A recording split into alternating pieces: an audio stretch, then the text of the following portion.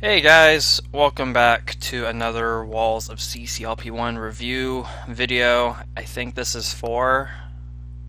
I'm a little tired. I'll just straight up say it right from the get-go. I am a little tired as I'm doing this, but I'm not going to put this off any longer. I unintentionally put it off a little bit longer than I intended to again, but not as long as a month. So anyway, we're on level 61 Hamster Tube Cavern, which references, I think I pointed this out in the Let's Play. It references a level I made in Josh L 6, I believe, called Escape the Hamster Tubes, which was an ice and I think an ice and exit themed level. Like there were exits everywhere, and there were ice strips that you had to slide on so you couldn't get to the exits and stuff. And I remember Ryan jokingly suggested that title for that level, and I stuck with it. And I think he did the same with this one as well, referencing that level. So this obviously uses the walls of or the layout, I should say, of Sapphire Cavern, which was one of my levels in CCLP1. And I sort of used the walls of it in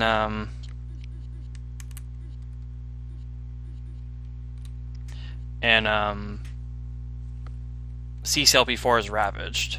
It was like 95% the layout of it. There were some exceptions, but yeah, this basically turned you basically turned that layout into a blue wall ice maze level. And I think I don't remember completely, but I think I had a kind of a rant or a discussion while playing this about how walls of sets can easily cop out into blue wall mazes and stuff like that. I think one thing I pointed out was how Walls of CCLP4 that I played prior to this set had a little too many of those for me. And it's kind of why, like, even though I love blue wall mazes and stuff, it is admittedly the reason why I wasn't too hot on that set.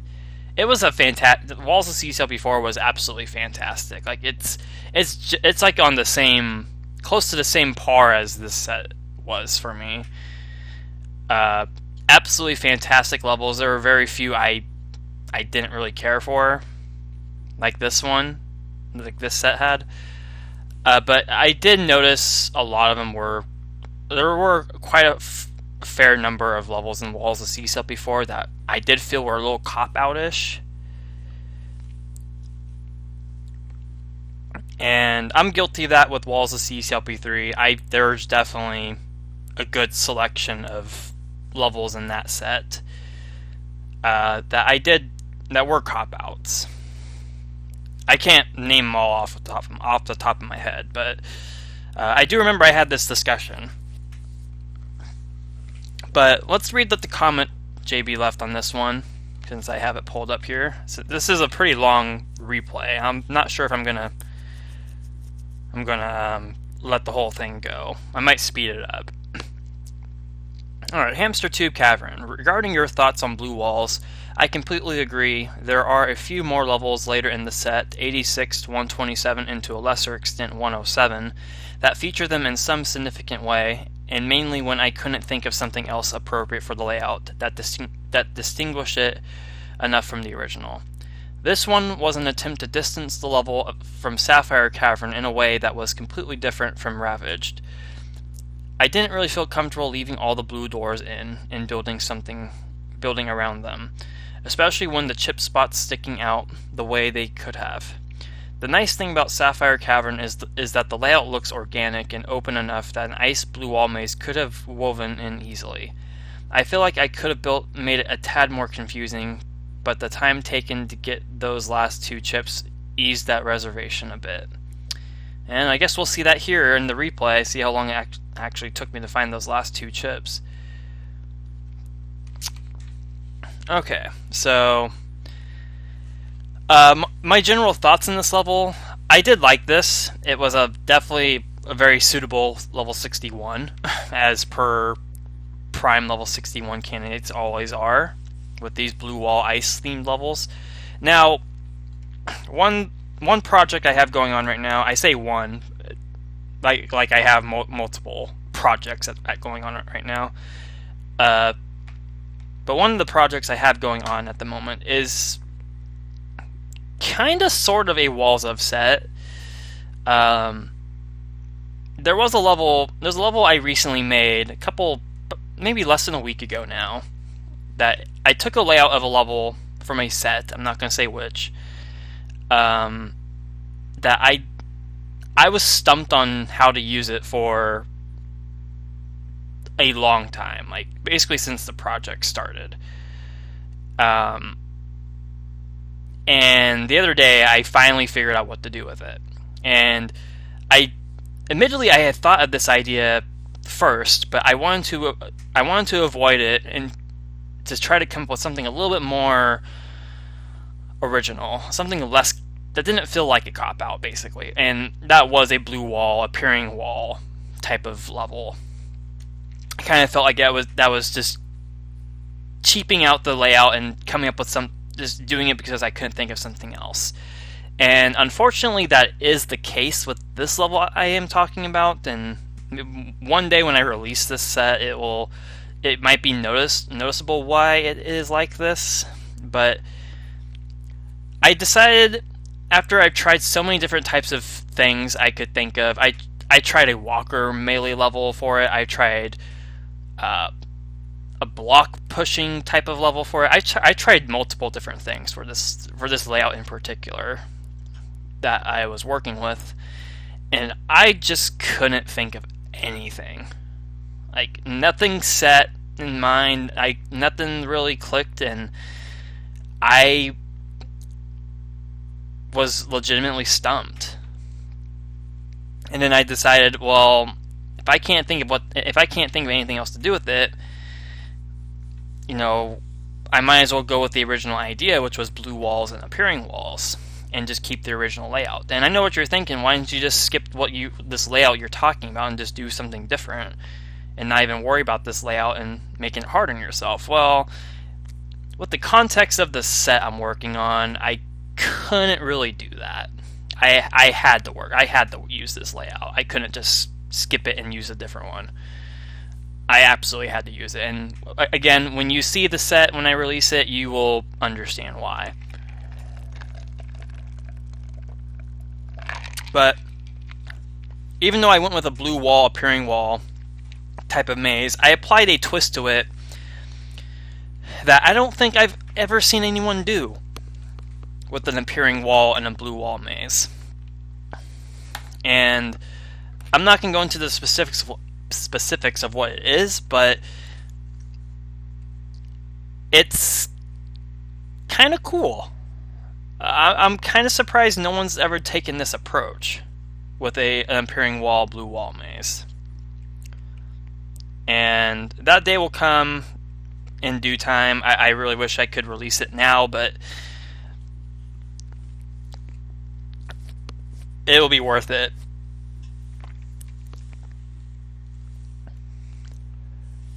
But yeah, that's basically my thoughts on this level. I did like this. I thought it was a fun level and nice way to use the layout. I will definitely say that. Let's just skip ahead.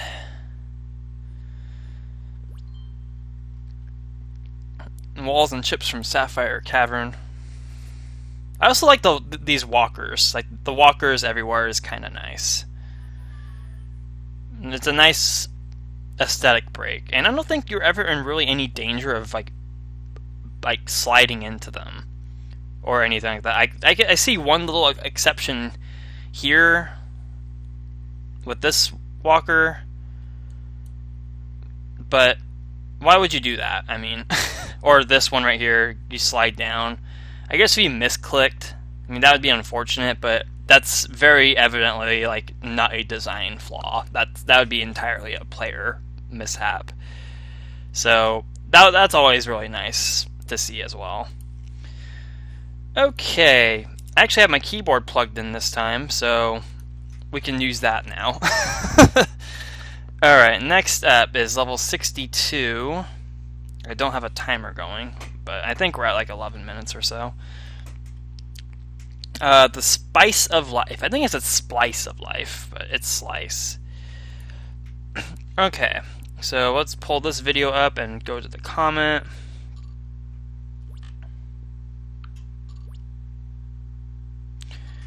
Alright, the Spice of Life. Tom's walls can be awfully specific to work with, but I think a lot of it comes down to his penchant for designing imagery in the level with a real-world corollary. I butchered that completely. Which doesn't always prioritize clean wall patterns, especially if other game elements are heavily used. In this case, it was more about just how different each room's dimensions were, along with how many exits there are in each room. I understand I could have just made the whole level linear by placing clone machines or something in a bunch of the doorways, but I felt like that would be cheating in a layout like this. At least... Oh, there I am. At least... I just completely misplaced where I was. Stupid scroller. Oh, at least compared to Starry Night. More on that in a minute. Or in this case, a couple minutes. So, I made it into a variety level, hence the title. The Andrew Menzies level being referenced was Crack in the Armor. That was the bottom section.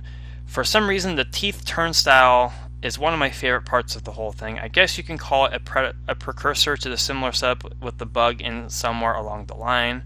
All in all, this isn't my favorite level, but it's still fairly entertaining to play. I also remember that I did actually help collab on this with JB. Not a whole lot, but I think I put together 2 rooms or something like that. And that was this invisible wall room with the dirt and the blob and bug room. I believe those were the only 2 things I contributed to this level. So it wasn't a whole lot. Most everything here was done by JB. But as for the level itself, yeah, I've said it multiple times. Yeah, Tom's wall layouts, they can be pretty. They definitely were not designed in mind for walls of sets in the future compared to when he designed levels, which it's appropriate to say now, rest in peace, Tom from the community. He recently, I think yesterday, he officially left everything. Like, CC Zone is completely gone now. The Bitbusters.club is now the new CC Zone site, with Cowman as the owner, and I think Tyler is as well.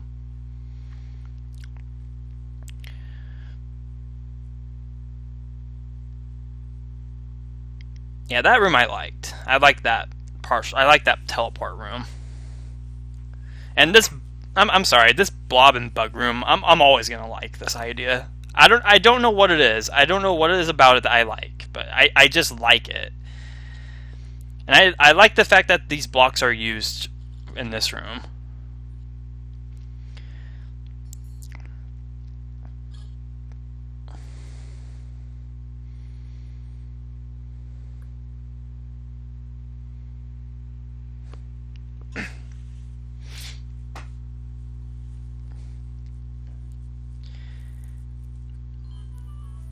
Yeah, I didn't have a whole lot to say, but all in all, I did enjoy this level. It was a nice variety level that had some nice sections to it. Definitely a tricky wall pattern to use. I can see where it was kind of irritating. I think in hindsight, compared to things like Item Unlocker from CCLP3, which was the last layout I used for walls of CCLP3, I think I might have had an easier time working with Habitat. compared to something like Item Unlocker or A Walk in the Park was another one I struggled with, but not as much as Item Unlocker. Chip Alone Lost in Chip City was actually one of the early templates I used in Walls of CCLP3. I should really do a Let's Play of that myself sometime. I really should. I know Jeffrey has his to finish, which he says he was going to pretty soon. But, it'd be nice to do that and kind of just like explain like all these designer stuff. I find things like that fun. I know JB considered doing that for this set as well. I hope he does. Either this or JBLP1. Either one would be entertaining to watch. But I liked all the stuff in this level. I mean, there was nothing in this level I disliked. Did I have the stupid death in this level? I'm trying to remember what that. Oh, it was the glider. Oh, right. I think I had the unfortunate timing of getting off this bottom sections right here and colliding with the glider. I think that's what happened. Yeah, that was completely my fault, though. I do not hold that against the level or anything like that. That was just bad luck, like straight up. But yeah, this level was fun. I did like it. Okay. It might not have been my favorite either, but it wasn't a bad level by any means. Okay.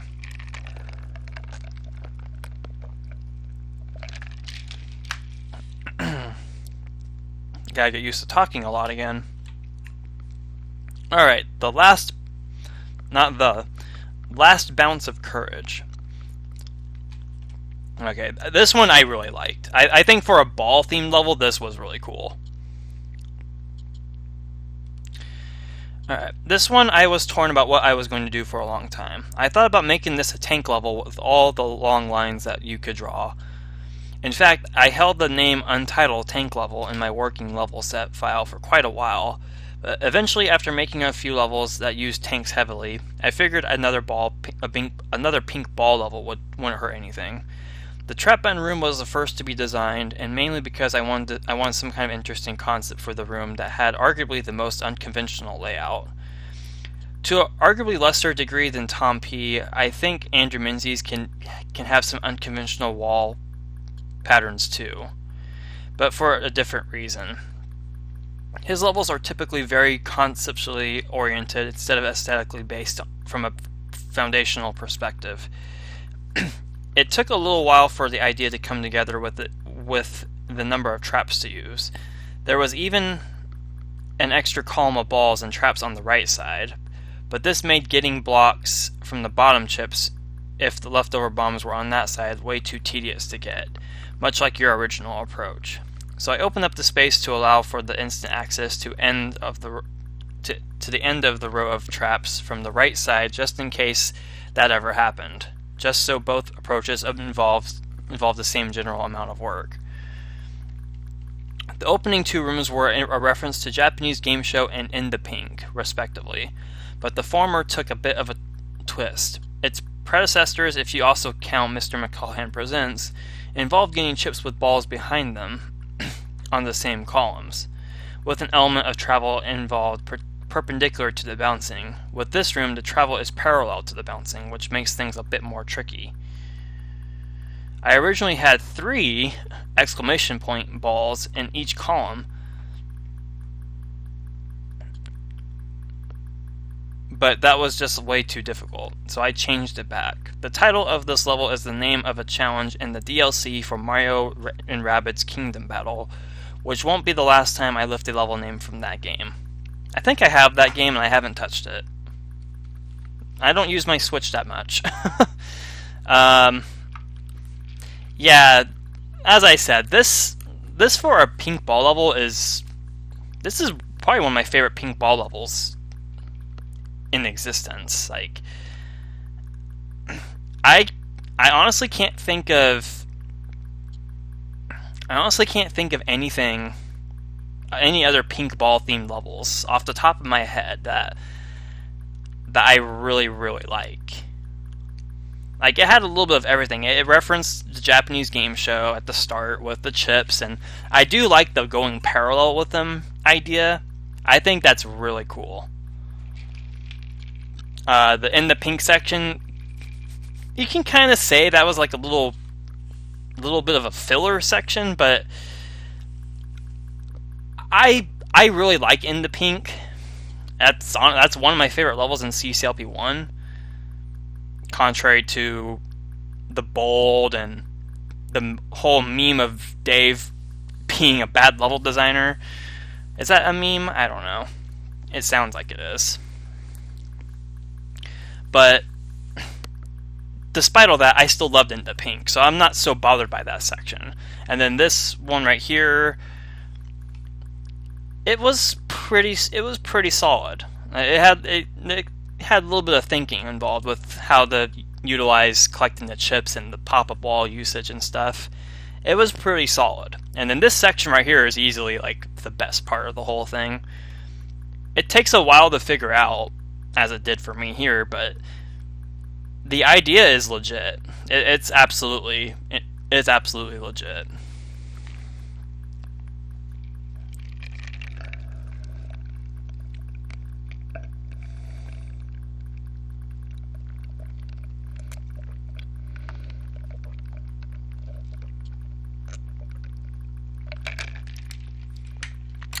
I think the hardest part about a section like this is memorizing what ball goes in what direction. But the room size is so small that it's not too hard to gather what direction they go.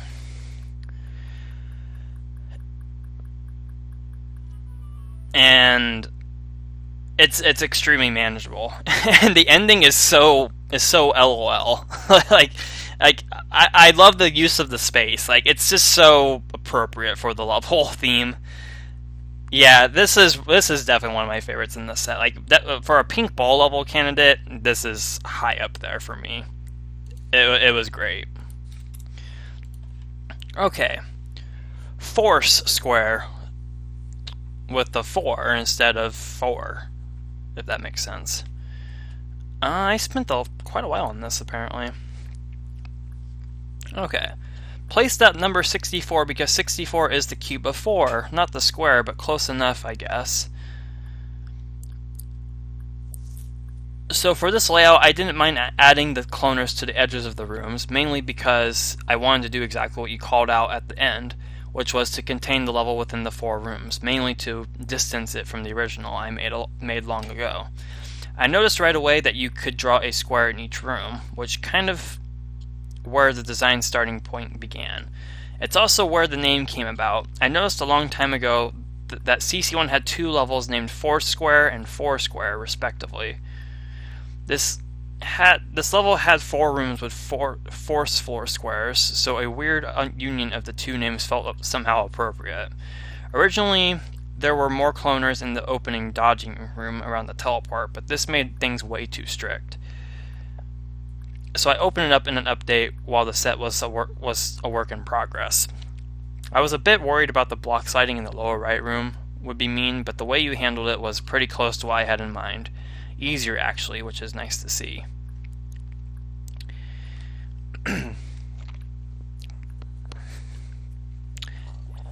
Alright, so let's see what we got here. You know, I never did take notice that the force floor rings were squared. I never noticed that when I played it.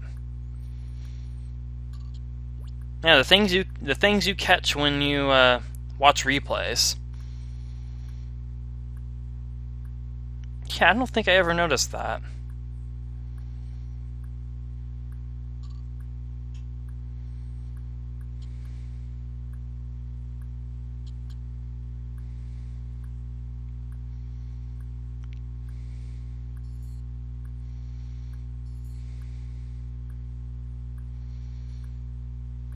Yeah, keeping these rooms contained, I think, was the best idea for this level.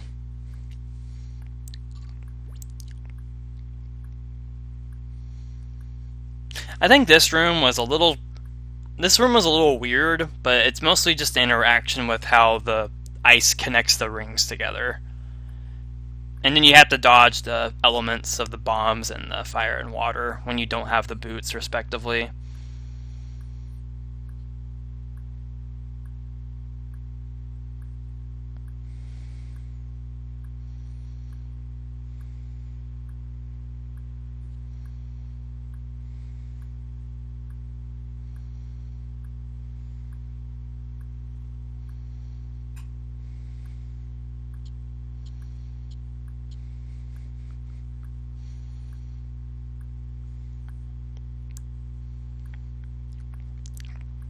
But yeah, I think keeping these rooms contained was a very smart design choice.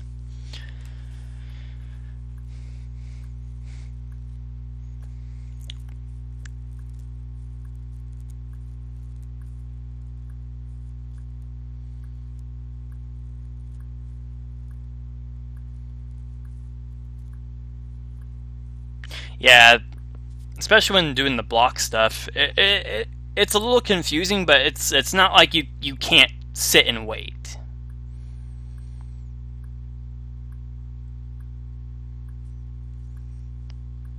Like, there is a free spot you could sit and watch the block circle around and stuff.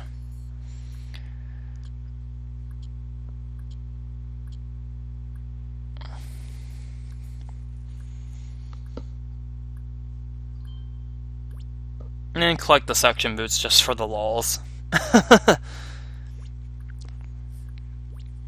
Yeah, I like the way the outside of the level was used with these force floor little ring type things. And then the random suction boots everywhere. It's a nice aesthetic. I really do like this. This was a fun one.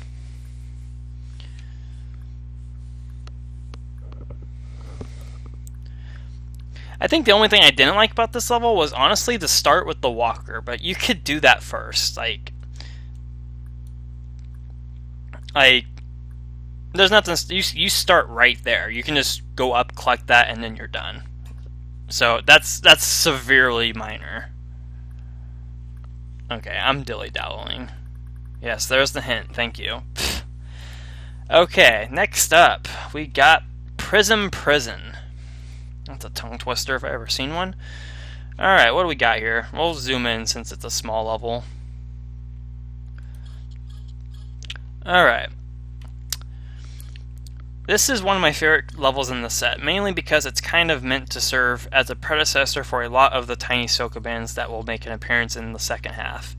And it accomplishes somewhat different things than those levels focus on.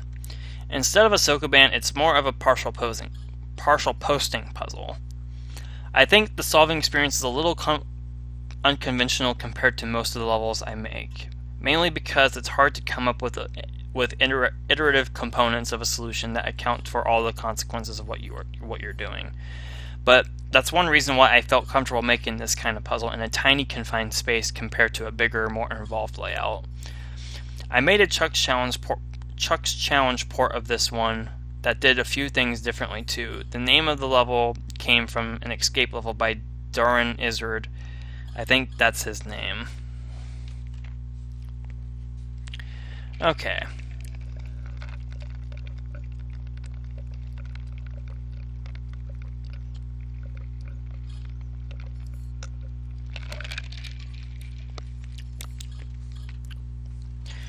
Yeah, this one was a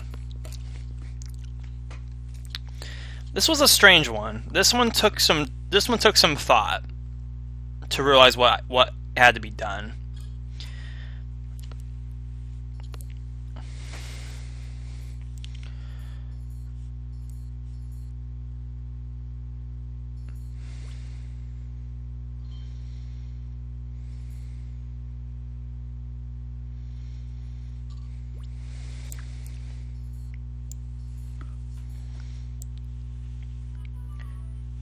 Yeah, I do remember that took me a little bit to figure out, but watching that back, for the most part, I liked it. I did like it. I think this one. I think this is also one of the levels that is in CCLP1 voting. I haven't gotten to it yet in my voting adventure. I don't know what pack it's in. I don't even know if JB's gotten to it, honestly. But if I'm correct in that it is in voting, and when I do get to it, I more than likely will give it a high rating in that set. For that set. It was a little. It is tricky and a little unconventional. I do still stand by that, and even JB himself says it is a little unconventional compared to what he normally makes. But he has a point. The size is super tolerable for something like this, and I mean, there's only so much you can really come up with doing for a level like this. So more than anything else, it just comes down to process of elimination at that rate. So, which is nothing unreasonable, at least to me. I've never found process of elimination puzzles a problem. I know some players and designers kind of have their beef with that type of thing. Like, they don't like process of elimination ideas. I don't understand why, but I guess it makes sense why you wouldn't like something like that. I don't know. But I just noticed that this room and this room are exactly the same. Well, mostly the same. The teleports are obviously different, but and the key color, but yeah, they're more than likely basically the same, which is pretty cool. I never noticed that. Alright, what do we got next? 3 Boot Night. Oh, you know what? I remember this one. I think this is one of the few levels I pointed out in an iterative release that was actually, I think it was unsolvable in an iterative release. I don't remember what it was. It had something to do with this thing, I remember. Alright, anyway, 3 Boot Night.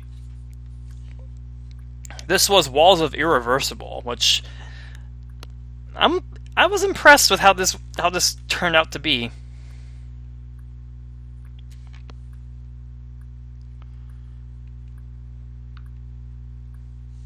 Okay, let's see what the comment says. The concept for this level was kind of a bit of a nod to its source material, but instead of choices you make, you had to retread each area a couple of times after the initial run. Many of the ideas were inspired by what could fit into the walls, which was a bit of a challenge. This led to puzzles like the ball trap section. The end was kind of admittedly thrown in since the walls, after the divergence of the teleports at the start, didn't really fit well into the overall structure of the rest of the level, but it allowed for at least some use of the isolated corridor in the midst of all the walls towards the bottom. Which is why I opted for a slightly harder version of what would eventually be the cloning puzzle that ended feet after feet.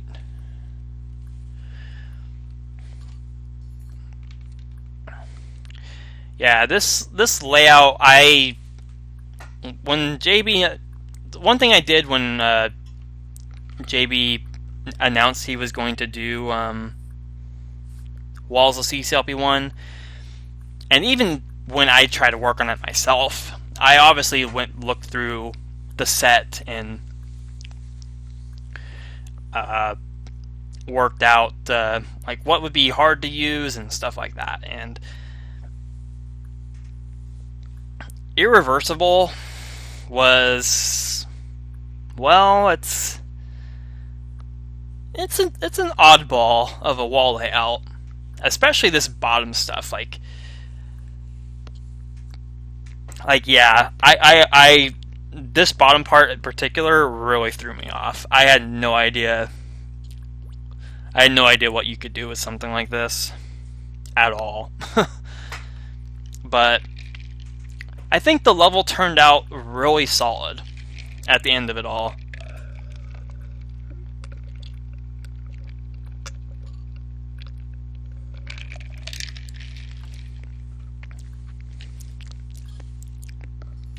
how you have to retread it all with different boots and stuff. It's pretty cool.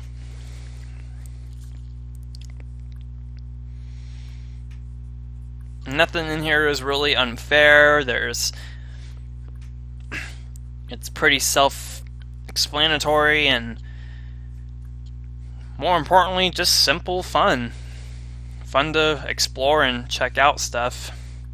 And I like this room up here that I'm in right now, or that Chip is in right now, because I'm not replaying any of these. Is that you kind of eliminate this room like one step at a time. Like you first have the flippers, you go in there and get the flipper chips, and then you do so again with the fire boots. But there's still chips left over for the skate phase. And then this repugnant nonsense section. I'm sorry, I love that level. A lot of people love that level, and I think using that mechanism is really cool. This part,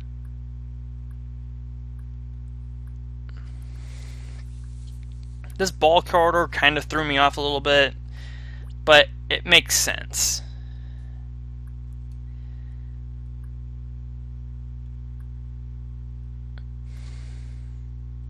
And then, of course, having to get rid of that blue key, I think is kind of cool.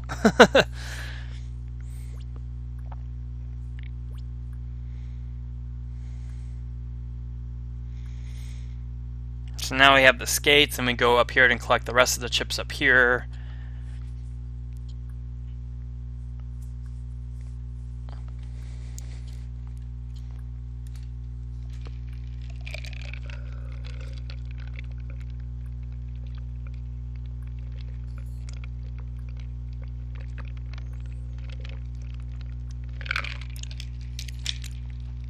And it's like, oh, you can't go through the teleport this way, so you have to go through the other way.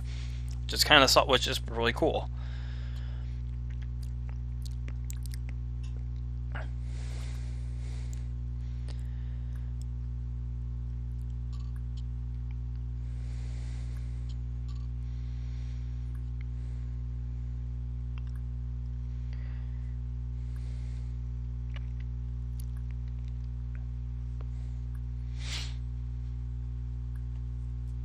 Yeah, sorry, I'm not as talkative tonight.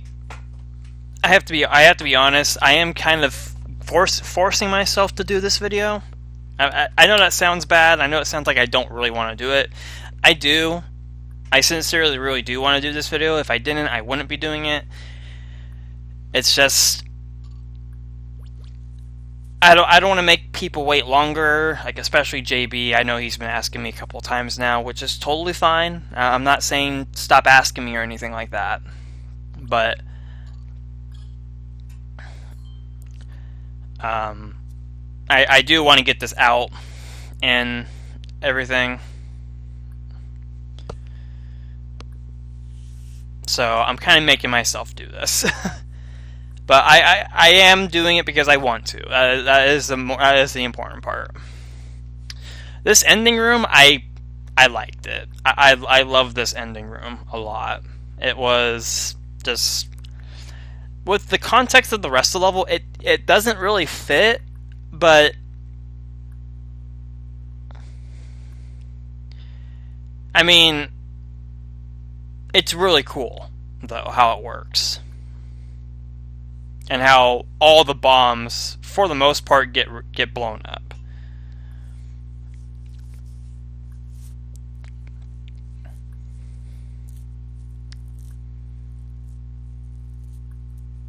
And I don't know why I was waiting here, because I think no matter how you go about this, you still have the same amount of bombs to blow up.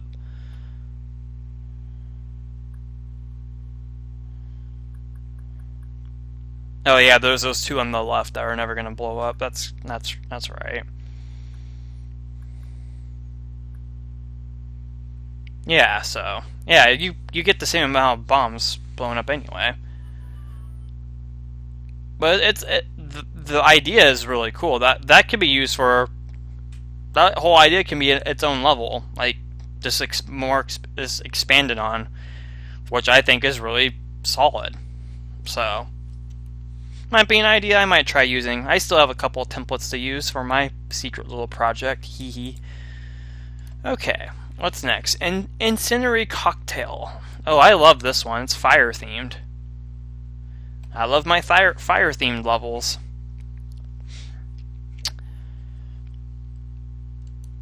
Alright.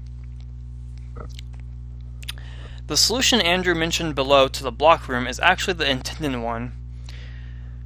I probably won't change it, though. It's probably best if it weren't so rigid anyway. I wonder what room that is.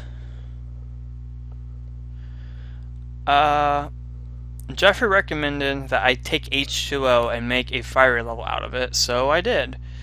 The beginning is kind of a nod to a structural trope I noticed in Walls of CCLP4, where you start out in a room that's part of a more non-linear layout, and then you get access to all the other rooms after escaping it. See Prison Lane, for example. Many of the challenges aren't intended to be particularly hard. I even made the key room more intimidating than what the solution to it actually entails. I'm glad you enjoyed this one. And I did, and I love these boot thief Sokobands a lot, especially with fire boots. I think it's one of the more clever uses of fire boots in CC1. In CC2, you can do a lot of stuff with fire boots, like give them the ghosts and have them erase fire tiles. A lot of people don't like that quirk, but I sincerely love that idea. I that's one of the cooler concepts in CC2, in my opinion.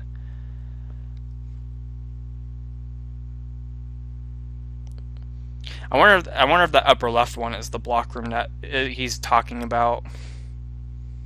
Apparently, I did it a different way than it was intended. I'm curious to know how I did it.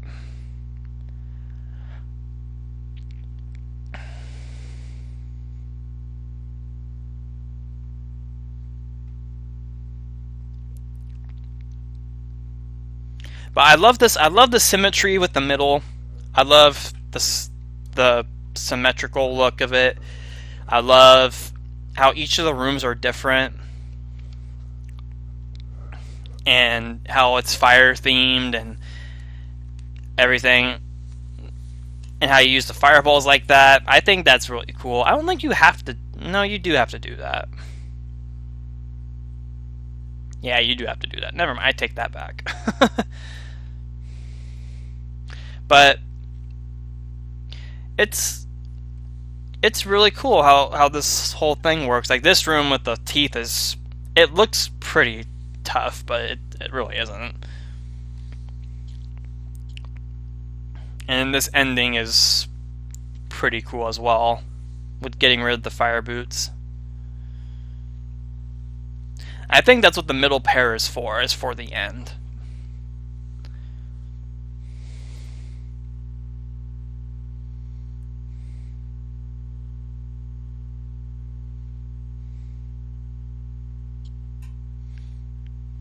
It is a little weird how this room had the random little diagonal thing of walls here. But that's part of what made H2O interesting in CCLP1.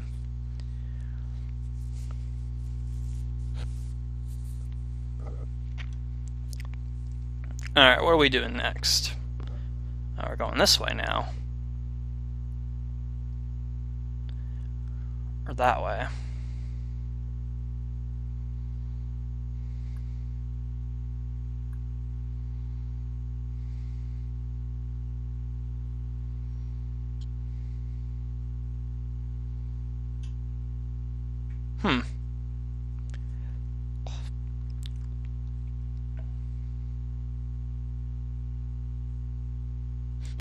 The key room I obviously really liked. It is a little trickier than how it looks, but it's A+, absolutely. Especially with the it's not just going down there to collect a chip; it's to get a fireball through it all to blow a bomb up to get a chip, which I think is cool.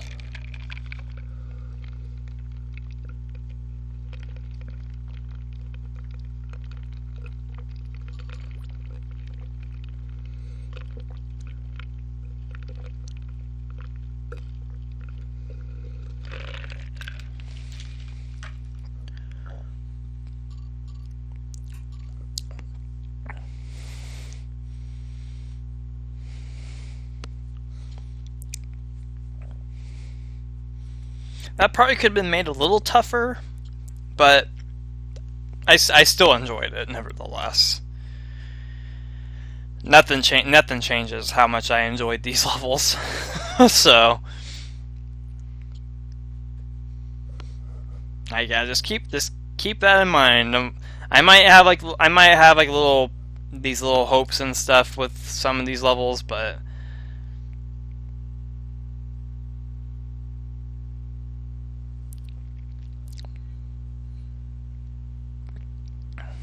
all right, let's see how I end up how did I end up doing this room?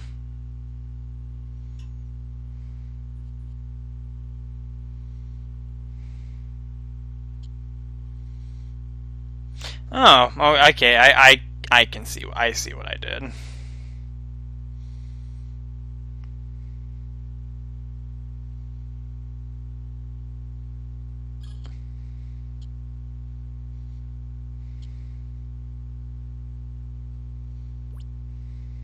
All right.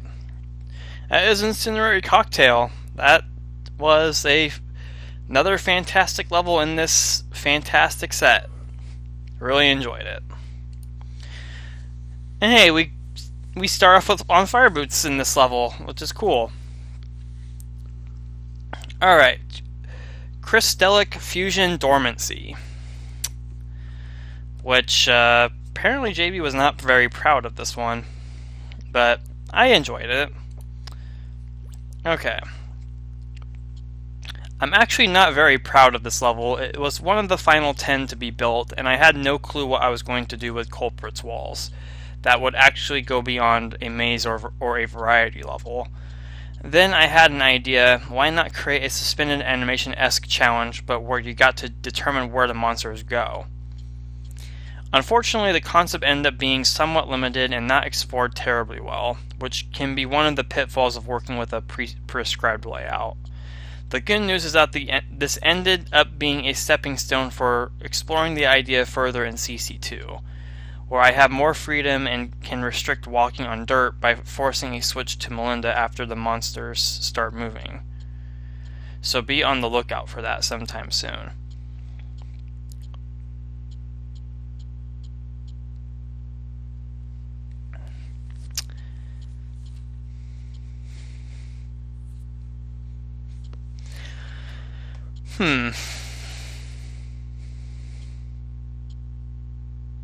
Yeah, a suspended animation style level like this is something that it's one of the few concepts I have not even tried to attempt. I have not tried to do this idea.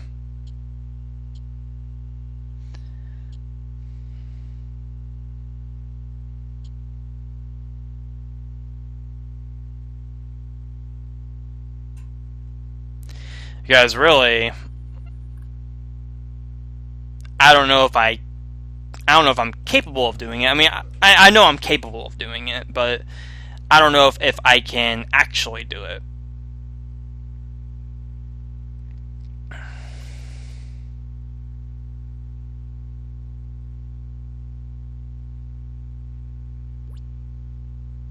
But for what it's worth, I think this was a pretty cool level. I mean, Culprit was was another one of those wall templates I was highly curious to see what JB would do with, and I mean, now that I see what he did with it, I can't think of what. I mean, there's probably a dozen other things you can do with the layout like this, but I didn't really have any specific thought process with where he would go with this layout. I can say that just about every wall template in this set. I really didn't have anything in mind with what he would do with the X layout or something like that. I mean, this idea is pretty cool. It's kind of like it's another one of those like Sound of Silence type of levels. Like, it took a concept and just kind of made the difficulty a little bit more a little bit more enjoyable. To suspend the animation, that level's admittedly it's significantly difficult to enjoy it.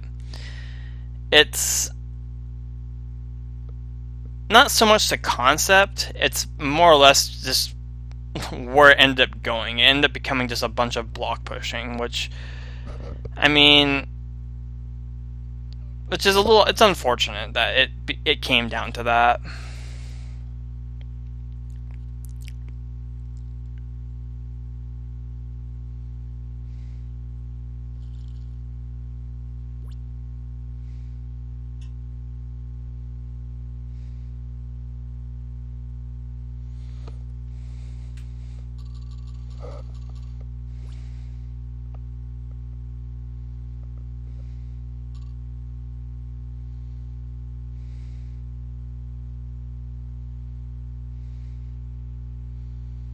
But I mean, for what it's worth, this level was really cool.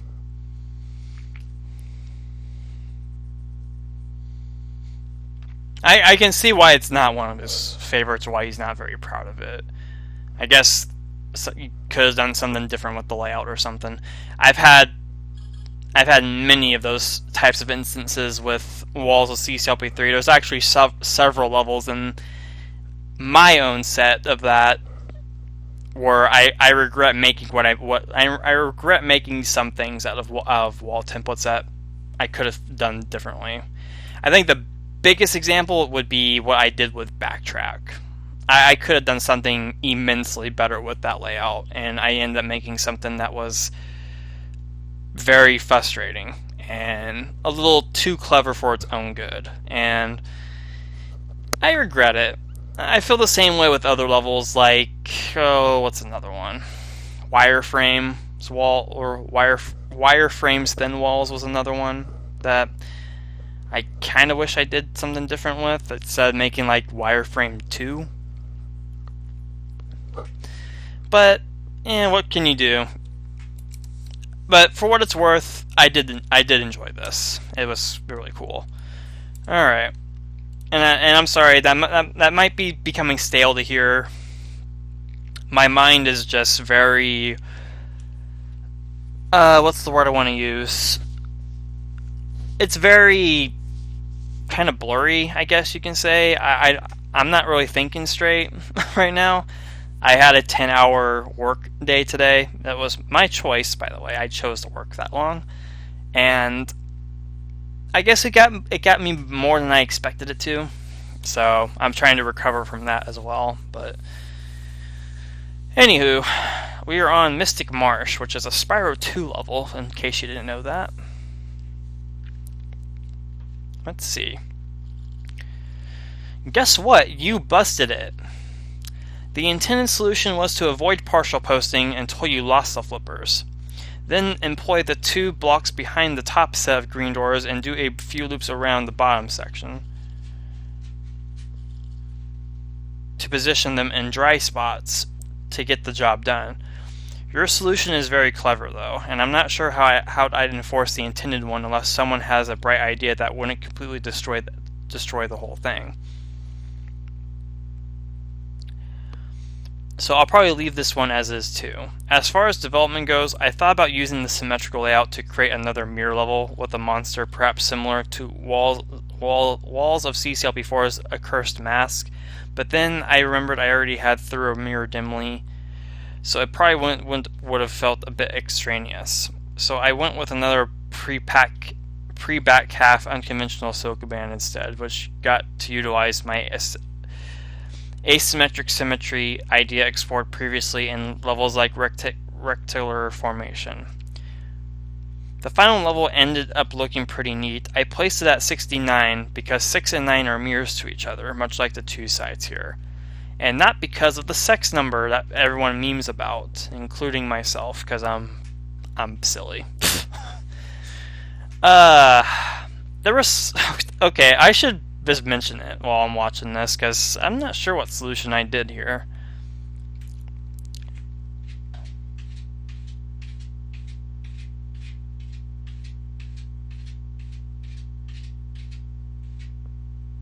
Apparently I busted it.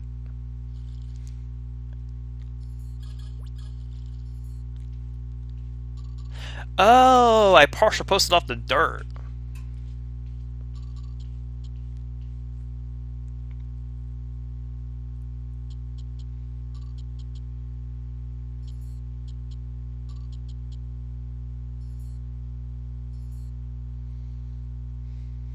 Oh, right. Okay, yeah, I am proud of this solution. I'm glad you didn't change it. That's cool. That's so cool.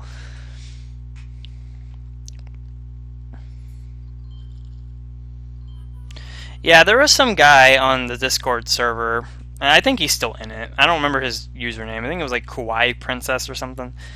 He started like saying things like he started questioning like the level 69 placements in all the CCLPs and how they're kinky or sexy or something.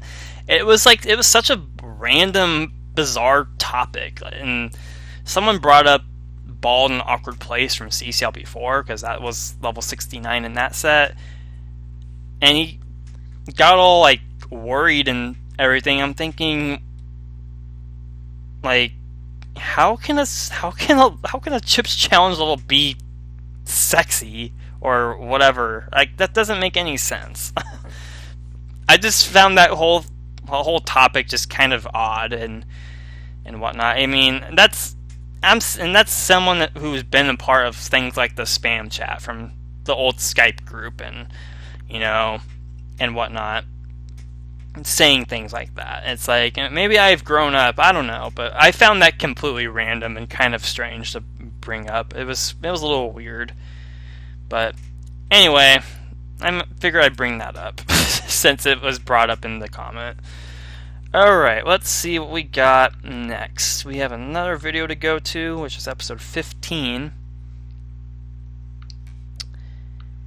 which was a hour-long video, apparently. And I only covered 3 levels. Alright. That level got me.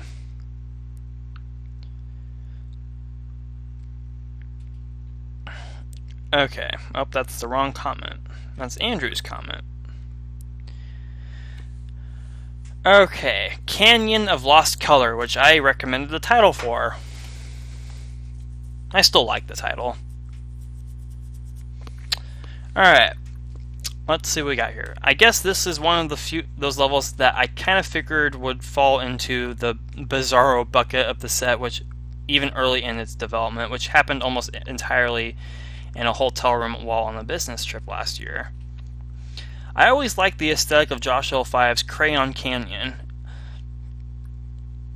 even if the level itself was busted. So I thought it might be fun to turn Seaside into a sort of ripoff of both that level and Jagged Canyon from Josh L6. The first room design was actually the trap button area, which was intended to be a nod to the latter, albeit with a bit more of a puzzle. Then I basically started designing the rest of the rooms in the order you visit them in the level. The Sokoman actually went through a few different iterations before I landed on something that was both solvable and non-trivial. Originally in the ballroom, the aesthetic of which is kind of a nod to Paradigm Shift.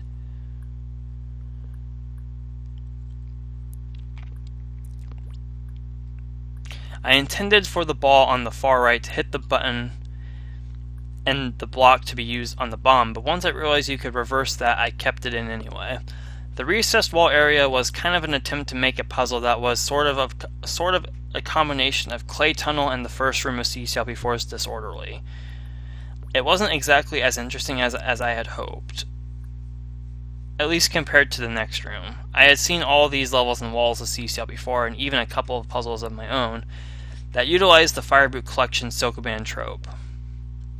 I was even more done with flippers back in flipper departments, so I thought about what that might look like with skates. And lo and behold, a puzzle idea was born. I had to be careful to make sure the entire puzzle was viewable at multiple points, but yes, the solution you found is the intended one, and should be the only one. The rest of the level is basically filler, but I do like that invisible wall room.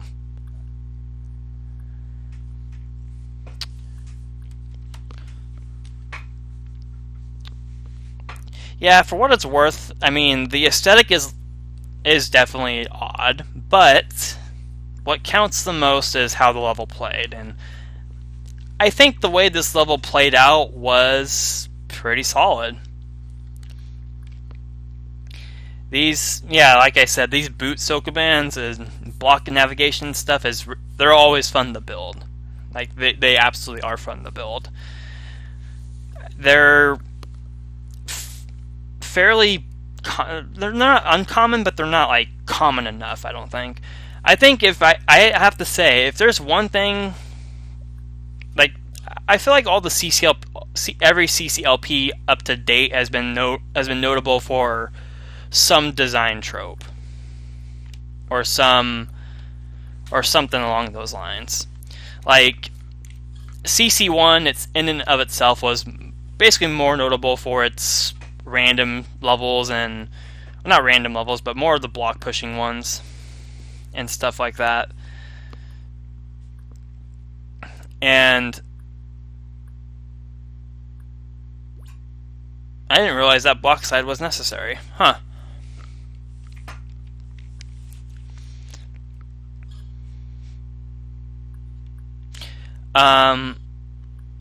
Yeah, the block pushing was the most notable for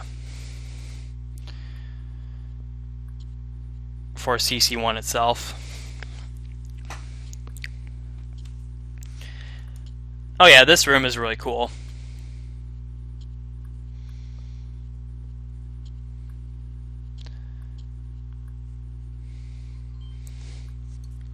And then this ending is also pretty cool. We have to collect every key, which is always fun.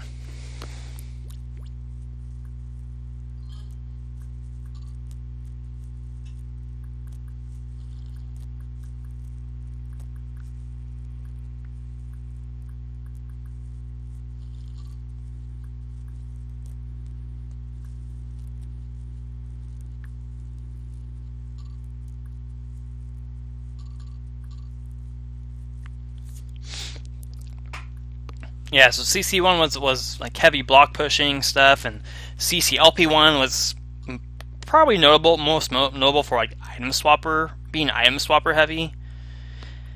CCLP2 obviously is invalid tiles and random levels. Let's see, what else is there? CCLP3 for its monster manipulation optimization stuff. And CCLP4, I want to say that one was most notable for I guess being aesthetic heavy. Either that or I would say recessed wall heavy. There was something, I remember being on the CCLP4 staff, there was something we said that CCLP4 would be most notable for. I want to say it was for recessed wall usage. Because there was levels like Clay Tunnel, and the pop-up wall section and Repugnant Nonsense, and several others that got into CCLP4, and those were obviously pop-up wall oriented.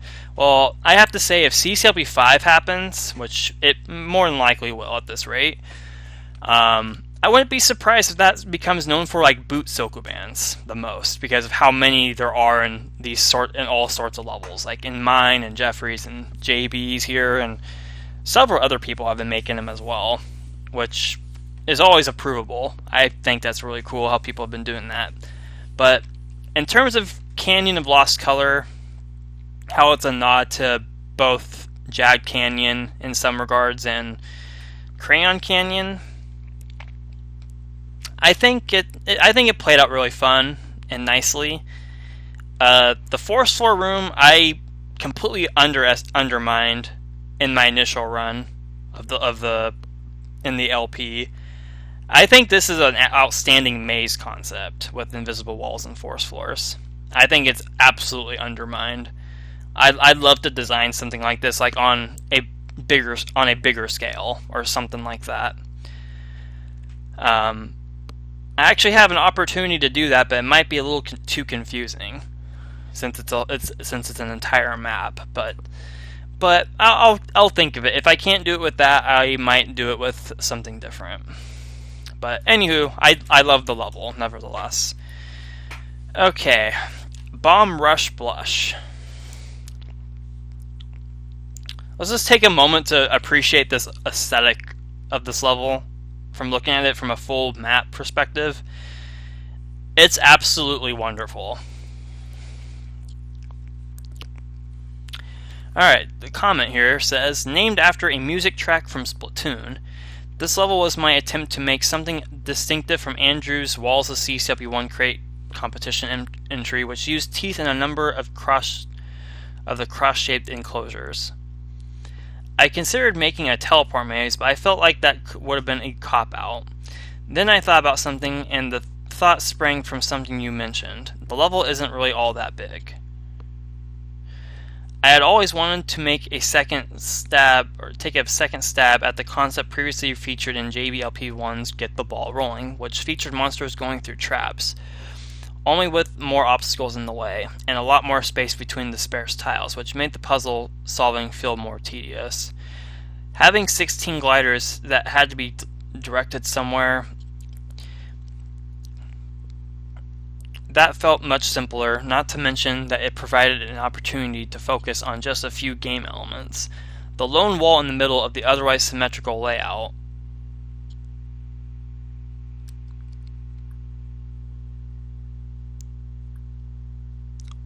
was something that kind of informed the way the level had to be structured for the most part. Everything else was a matter of figuring out what was reasonable. The one glider in the upper left is kind of the linchpin of the whole thing, and is the one slightly more mean variable that I figured I could get away with including. Otherwise, this is just meant to be a fun, quick time crunch level that ensues the typical linear structure for a more slowly expanding non-linear one. I originally intended for this to be placed much later on, but with a few more time crunch levels made after this one was created around the halfway point of the set's development, I figured it wouldn't hurt to move one up, and this one felt like a nice choice after the more confined Crayon of Lost Color.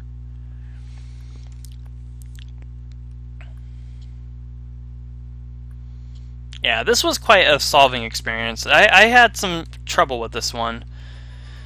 And I feel the Static's wall layout is definitely smaller than I expected. Like, when I played CCLP1, because I never played Field of Static prior to CCLP1's release, I always felt like that level was a lot bigger than what it was, but playing this made me realize how small the template is. Like, it's not small, it's more confined than I expected it to be. And the aesthetic of it is just so beautiful. Like, it's so perfect, and how the water and bombs kind of do this little pattern, and even the middle kind of does it with the sockets and stuff. Not the sockets, the water and bombs and the exits in here. And I love how the corners are just floor tiles. Like, that's so appealing. I don't know what it is. I just love it. But fantastic level. I think it worked out really nicely for a time crunch level. It was definitely very different. Alright, Reverse Valley. This freaking level stumped me so bad. Not stumped me, but it got me a few times, and I absolutely loved this one. Just before I even played the solution back, I absolutely loved this one. This is probably one of my favorite levels in the entire set. There's a lot. There's a lot of favorites in this set, but this is definitely like top 10 material, I would honestly say.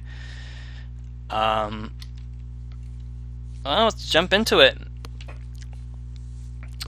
Alright, Reverse Valley. I wasn't actually expecting anyone to like this. It was more or less meant to be an experimental level for the set where I wanted to explore an idea I've had in the back of my mind since optimizing in the pink. In that level, you had very clear destinations for each ball, but what if there was a choice for each one, and you had to deduce the correct combination through the process of elimination? Hence what I said about process of elimination puzzles. This was a good example of them. I thought about using balls, but it became clear when building out of the whole thing that tanks would be much easier to deal with while walking around and taking notes for each button. The way the idea came together was actually inspired by a combination lock puzzle from the Myst series, where you had 6 symbols, numbers associated with each, and a number of possibilities for what number each button in the combination correlated with. One button was a gimme, which allowed the puzzle to be unraveled.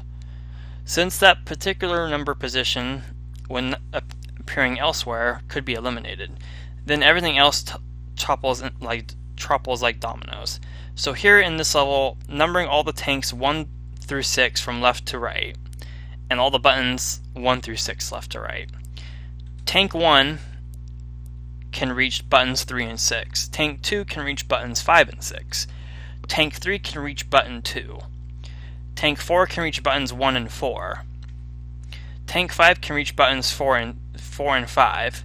And Tank 6 can reach buttons 2 and 3. Tank 3 and Tank 4 are ultimately the keys to solving the whole thing.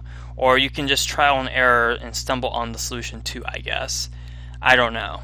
It was an idea that felt like it was worth trying, and Gatekeeper was a nice layout for it. The only other question was what to do with the upper section, and once I saw the long linear paths crisscrossing into places, I knew what I had to do to keep the direction theme going. The one cook is arguably the only really mean thing about the area, but the rest of it solves itself pretty nicely, which is kind of nice after the long first puzzle. The red door is just there if you choose to get the chip in that room after freeing the tank on the right. That way using the button doesn't trap you. I originally intended for that to be possible only after getting the red key, but you can do it beforehand too, which is not really worth changing. The hint was placed where the previously inaccessible cloning mechanisms from the original were located. All in all, I'm glad you liked this one. It's definitely one I wasn't sure about after I made it. And that is a long comment. Wow, that is probably one of the longest ones in this review thing so far that I've verbally spoke out with. Yeah, this concept with this upper section is it's so good. It's so good. I don't know why, but I absolutely like it.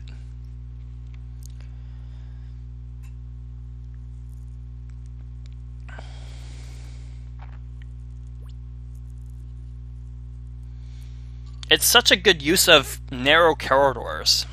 Like, arguably with walls of sets, when wall patterns have these confined corridor paths and stuff, they're pretty tough to they're tough to use. It's not easy to use these types of things for walls of sets.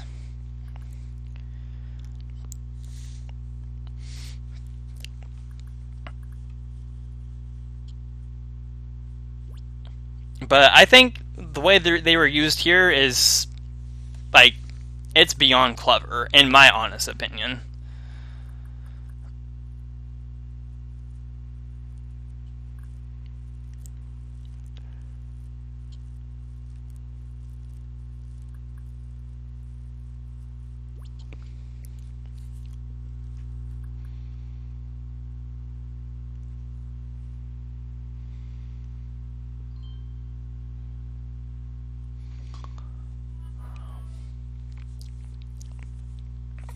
Yeah, I wasn't sure what to do with the I wasn't sure what the deal with the red key was for, but I think I understand after reading that comment again.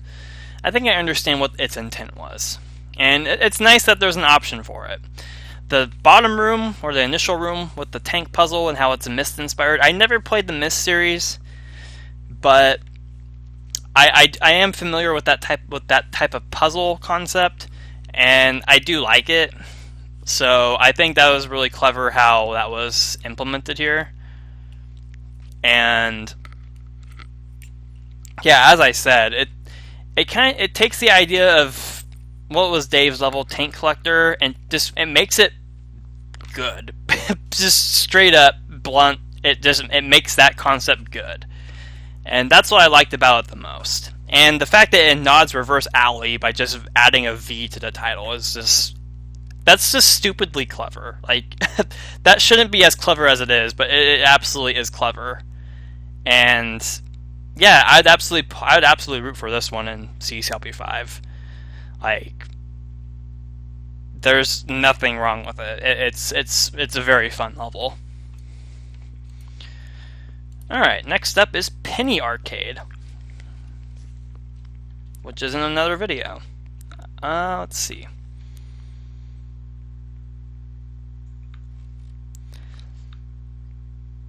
Oh, we're coming up to some really, really good levels that I absolutely loved a lot. This was episode 16, I think it said. Yeah, 16. How not to climb a mountain.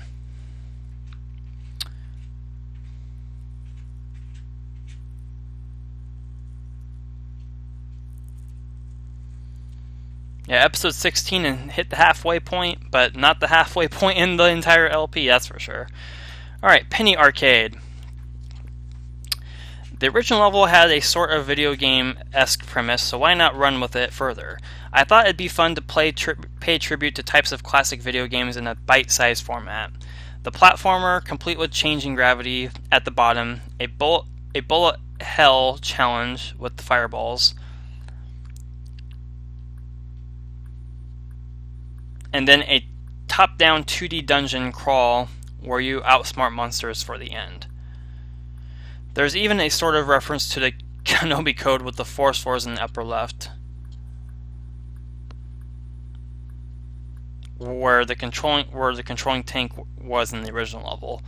The tools you get next to the exit are indeed used to get back to the hint in the opening room, but the yellow key is extra and a holdover from the original design of the door section in the second area, which had a different teleport layout. All in all, this is meant to be a quick, fun jaunt, as you notice, especially after the length of the preceding level. And this was a cool use of the wall layout. I knew it had to have the same general teleport placements because all these sections are isolated.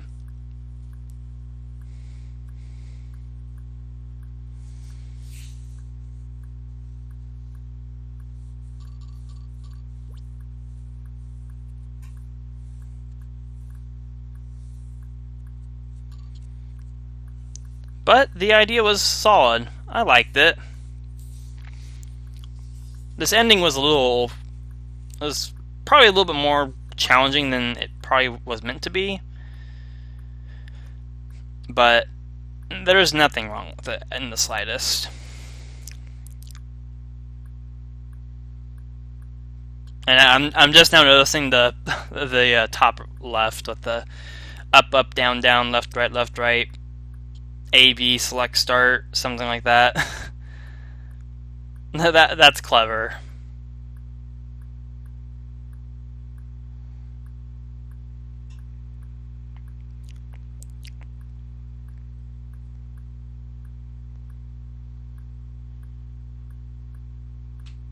Yeah, unfortunately, I don't think I went for the hint in this level. I didn't want a chance going through the monster stuff again.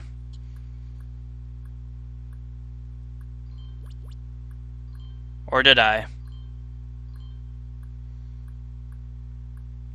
No, no. I saw that and I was like, yeah, no thanks. I'm not gonna manage to get through this. But I'm sure that hint would have been worth it. I'm sure it would have been worth it.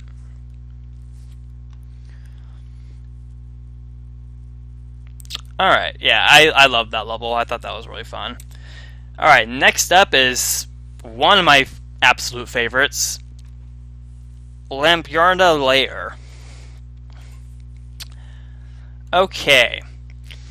I always liked the idea of Zabriskie Point, but I always felt like the scale of it was a bit large. So I thought Frogger provided a neat open layout with a nice open layout within which to remix the concept a bit. Originally there were appearing walls added to the mix, but this got way too annoying, like Blue Forest Fire levels of annoying. I love how it had to be specific and mention blue forest fire. Annoying. Oh, I'm so proud of that level. So I removed them. I kind of wish I included one little twist at the end involving the keys you can get with the fire boots, but the whole thing was limited by the wall pattern, sadly. The title is a reference to the scientific name for fireflies, which I used since CC1 and CCLP2 alluded to fireflies. Oh, okay. Yeah, Zabriskie Point is was probably one of my proudest creations in Josh L6. Looking back at it, it might be a little too big. I mean, it's kind of hard to say as the designer of it and how much I love this concept with navigation like this.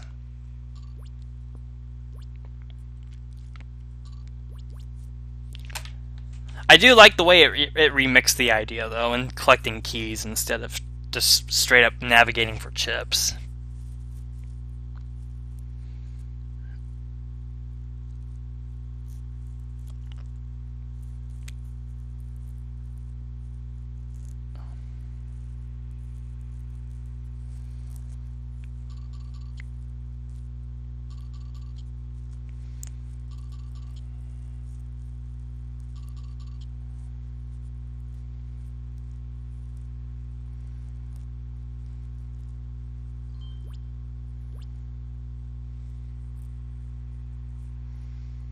But yeah, it is a little unfortunate that there wasn't more to this, but yeah, wall pattern limitations are sadly a thing.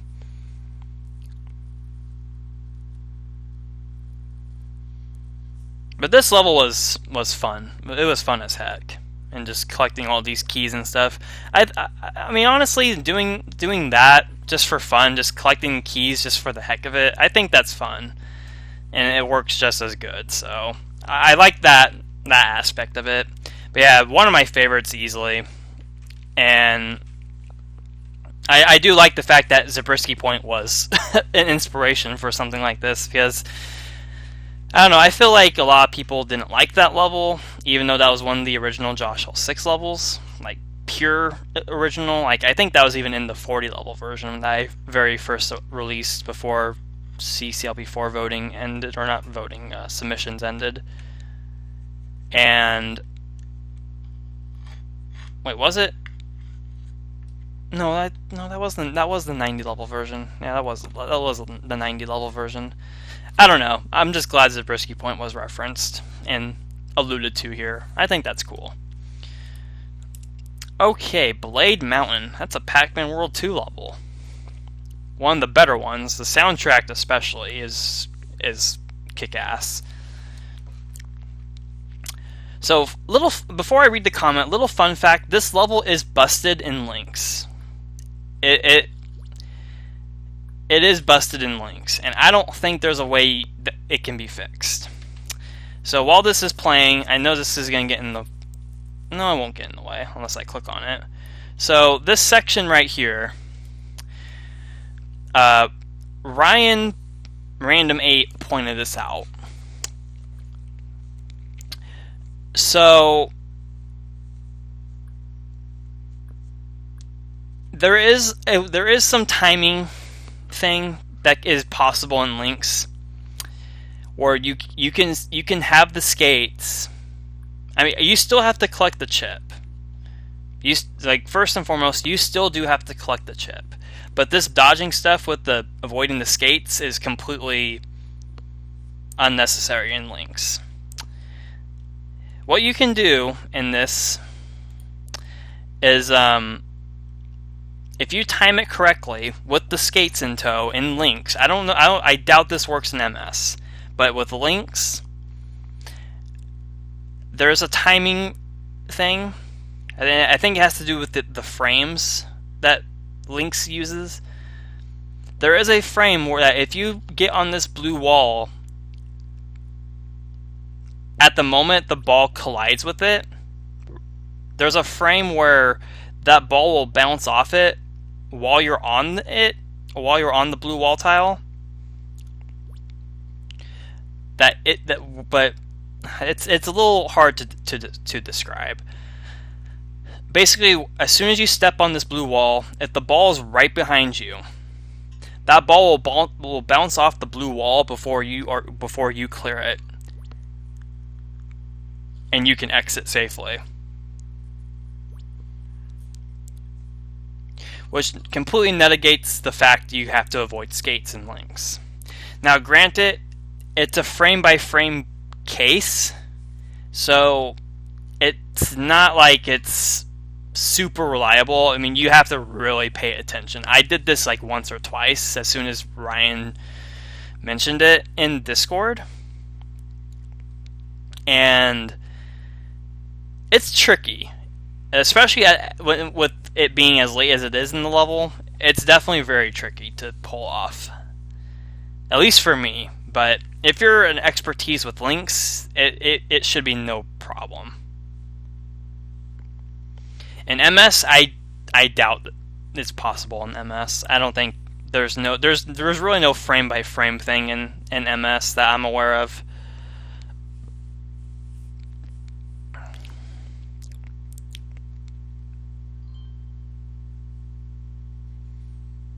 But yeah, just a little fun fact with this little section. This is bustable in links. You don't have to get rid of skates or avoid them. You can still exit while holding them.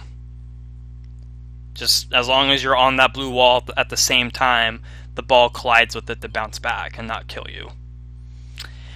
Anywho, with that out of the way and the level basically completed, or the TWS completed, the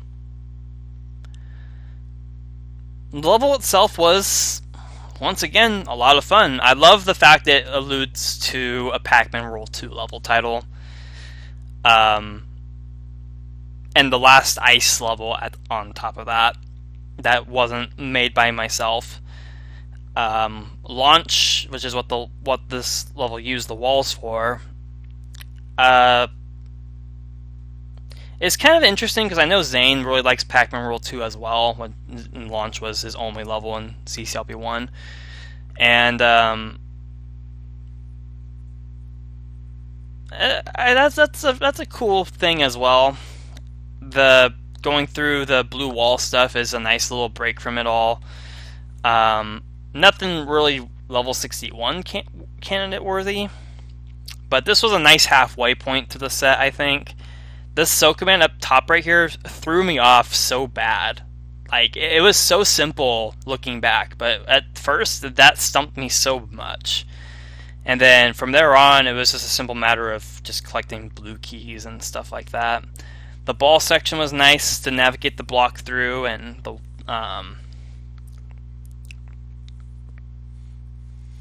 this bottom stuff here. The walker dodging at this stage was reasonable. I mean, a lot of people might not think it is, but it is reasonable, I thought. And I enjoyed it. A very fun level. But unfortunately, that thing with links I don't think is fixable. So, I wasn't sure if JB was aware of it, but now you know. You can, if you didn't understand me, you can probably clarify it with Ryan himself, or just do a Discord search in the server, and it'll pop up depending on what you search for. I'd say search for Blade Mountain, and you'd see what was being discussed. Okay, my mouth is getting super dry right now. I'm debating on stopping right now. It's not the same 20 level pacing though, but I don't know if I can talk through 5 more levels. Let's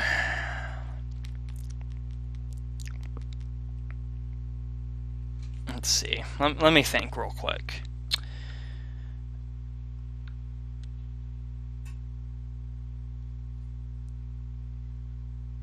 Yeah, you know what? I am actually going to stop here. This is a good opportunity because if I kept doing 20 level intervals, by the time I got to the last part, I would only have 9 levels to talk about, which I don't want. So having 15 here and then 15 in the next video will be perfect, because after the next 15, I can go back to 20. And that would consist of, let's see, after this would be 76 through 90, 91 to 110, 111 to 130, 131 to 149, which is close to 20. So I think that's reasonable. I'm so tired. I had a long day today, and my mouth is getting dry. I don't know what. I have no idea what causes that, but I cannot get myself to go on. I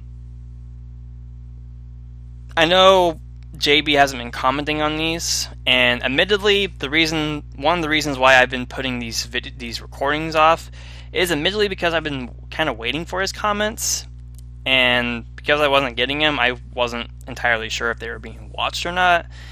But I have found out that they are getting watched by him. He's just not leaving comments on them, which is fine. You don't have to, but I that's one of the biggest reasons why it seemed like I was putting these off, was because I was waiting for comments. But yeah, I'm not sure when I'll do part 5. I'll definitely have to plan out a better night to where I'm not tired. I have a pretty heavy workload ahead of me this coming week, because I have my bills to pay, and with my quote-unquote lack of job dilemma, which isn't really a dilemma, this is by choice, so, and nothing's wrong, but I think I'll have to pick out a better day where I'm probably an actual day off, because that'll be better to prepare for something like this. Because I know the last video I was chatting up a storm and my mouth got dry, yeah, but I wasn't tired. It wasn't making me like sleepy tired. Like, I'm actually like falling asleep then because of me talking, and I can hear my voice just kind of getting lower and lower because the dryness of my mouth is just, it's really getting to me. So yeah, I'm going to end it right here. I apologize for the lack of 20, but it'll all add up better in the end, I think. So until then, we will review Drawn and Quartered, and the next 15 levels from here on, up to level 90. And I'm looking forward to the next one, because there's several levels in the next 15 or so that I am eager to talk about. Specifically level 80. That one I am very, very eager to talk about, and I do not want to feel this way when I talk about it. That's probably another reason why. Like, level 80 and 78, and there's others. I don't remember which ones, but when I get to them, I know those two for certain are top favorites, and there's probably some other ones here as well. And I don't want to feel this way when I talk about them. So I will do that in the next recording session here. So I thank you guys for watching. I hope you enjoyed. I'm sorry if it was a dull fest or whatever. I will be better prepared for it next time and not tired. So until then, we'll see you next time.